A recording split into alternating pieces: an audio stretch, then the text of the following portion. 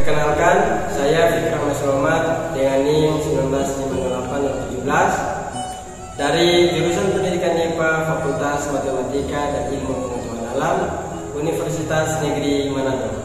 Saya mahasiswa KKN Merdeka Belajar Kampus Merdeka yang berlokasi di Tataran 1, dan saat ini saya mengajar di SMP Negeri 3 Tondano. Pada saat ini saya akan membuat video dengan materi tanah dan keberlangsungan kehidupan. Simak video berikut ini. Selamat pagi anak-anak. Pagi. Baik, Bapak sekarang akan mengajar IPA, dan pada saat ini materi tanah dan keberlangsungan kehidupan. Dimohon kepada adik Kiranda untuk berdoa. Selanjutnya, terima kasih kepada adik Kiranda karena sudah berdoa. Bapak akan memeriksa kehadiran. Kira-kira adik-adik hari ini ada yang tidak hadir? Hadir semua, Bapak. Hadir semua ya? Bagus, pertahankan ya. Kita langsung pada pembahasan materi tanah dan keberlangsungan. Ada yang tahu kenapa petani selalu mencampur atau membajak sawah terlebih dahulu sebelum menanam? Ada yang tahu? Belum tahu, Bapak. Nah, maka di materi kita ini kita akan membahas tentang tanah dan keberlangsungan. Yang pertama, peranan tanah bagi kehidupan. Adik-adik, yang pertama itu kita akan melihat tempat hidup hewan dan bakteri. Tempat hidup hewan dan bakteri ini mempunyai banyak triliun bakteri yang hidup di permukaan dan di dalam tanah. Kemudian ada penunjang kesehatan dari penyedia keperluan manusia. Nah, yang berupa permainan layak, rumah, bahan bangunan, perabot, sumber pangan dan lain-lain. Yang ketiga, penyedia dan penyaring air. Nah, penyaring air, sumber air permukaan, misalnya danau, ada sungai, ada laut, dan air tanah. Yang kedua, peran organisme tanah. Nah, apa saja peranan organisme tanah? Yang pertama, dekomposer atau pengurai bahan atau pupuk kompos, dan melakukan materi anorganik atau mineral. Kemudian bereaksi kimia. Nah, di sini kita akan belajar untuk mengetahui mengurai materi organik yang menjadi senyawa nitrat. Kemudian ada pengurai polutan. Nah, di polutan sini mengurai herbisida yang mengandung unsur AS, CR dan Hg. Kemudian ada pencegah penyakit tanah. Untuk pencegah penyakit tanah, pengendalian biologis, misal pemaksa dan pemaksa. Baru selanjutnya memberi pengaruh pada tekstur tanah. Nah, di sini kita akan mengetahui pengaruhnya itu ada pasir, tanah, dan debu. Nah, dan terakhir pengatur kegemburan atau struktur tanah. Di sini organisme membantu pembentukan pori-pori tanah. Baik, kita masuk di aktivitas yang selanjutnya, yaitu menentukan tekstur tanah. Nah, tekstur tanah ini misal ada di tanah liat bisa dibentuk pita lebih dari 5 cm. Kemudian ada bahan lempung liat. Nah, panjangnya pita 2,5 cm sampai 5 cm. Dan terakhir tanah lempung kurang dari 2,5 cm. Dan tanah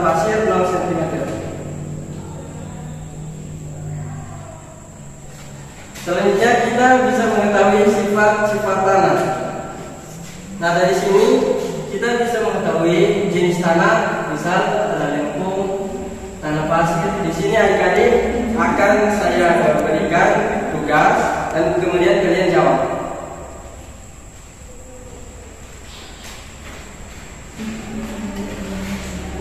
Kita masuk pada proses pembentukan tanah.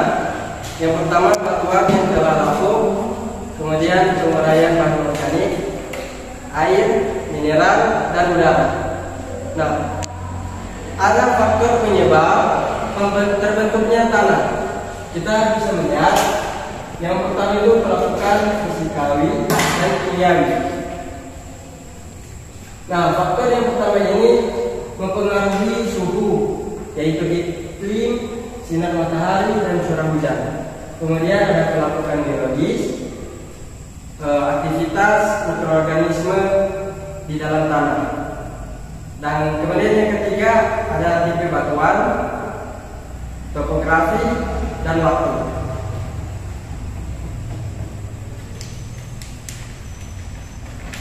Nah, di dalam tanah ada lapisan-lapisan atau horizon tanah.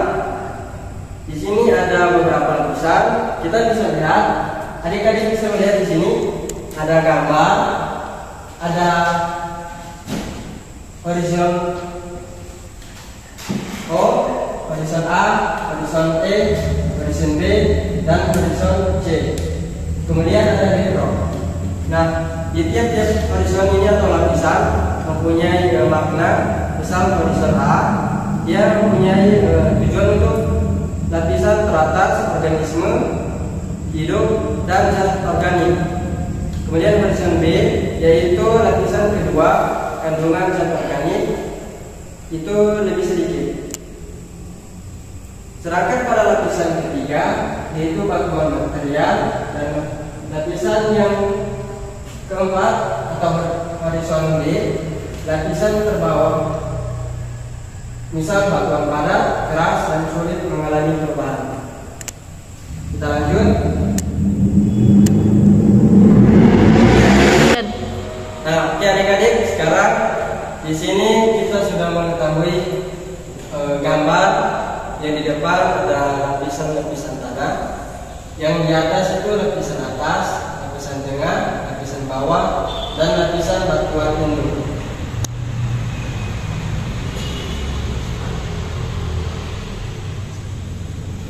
Baiklah, selanjutnya kita masuk di peran tumbuhan dalam mencegah erosi. Nah, baik, kita masuk di peran tumbuhan dalam mencegah erosi. Nah, di sini adik-adik sudah melihat ada keterangan, kemudian ada titik-titik. Nanti Bapak akan memberikan tugas, kalian akan menjawab. Di sini ada botol 1. Di situ ada tumbuhan, kemudian ada batu 2 yang tidak ada tumbuhan. Nah, di situ kalian akan melihat volume air yang tertampung dan kondisi air. Kemudian itu tugas akan dibagikan kelompok, kemudian dikasih masukan ke Bapak. Selanjutnya komponen tanah. Yang pertama batuan. Batuan ini sendiri berupa beku, sedimen, dan metamorf. Kemudian ada udara, aktivitas hewan tanah. Kemudian ada air yang kelembapan. Kemudian ada humus, yaitu tanah gambut berpori akibat dekomposisi atau penguraian. Dan terakhir komponen organik. Di komponen organik memiliki makhluk hidup, misal bakteri, alga, jamur, serangga, dan cacing tanah. Sekarang kita masuk di submateri yang terakhir, yaitu upaya menjaga kelestarian tanah. Nah, adik-adik, di sini tanah juga mempunyai upaya untuk menjaga agar tanah itu bisa subur dan bisa dimanfaatkan. Nah, untuk menjaga kelestarian tanah ada beberapa hal yang harus diperhatikan. Yang pertama itu ada pengelolaan tanah atau reboisasi dan teraseri. Kemudian ada mengurangi penggunaan pupuk kimia, misal pupuk kompos. Kemudian ada pengelolaan tanah yang tepat untuk pertanian monokultur, misal pergiliran tanaman. Dan terakhir ada daur ulang sampah yang sulit terurai, misal barang kerajinan. Jadi bahan-bahan itu bisa didaur ulang untuk menjadi kerajinan.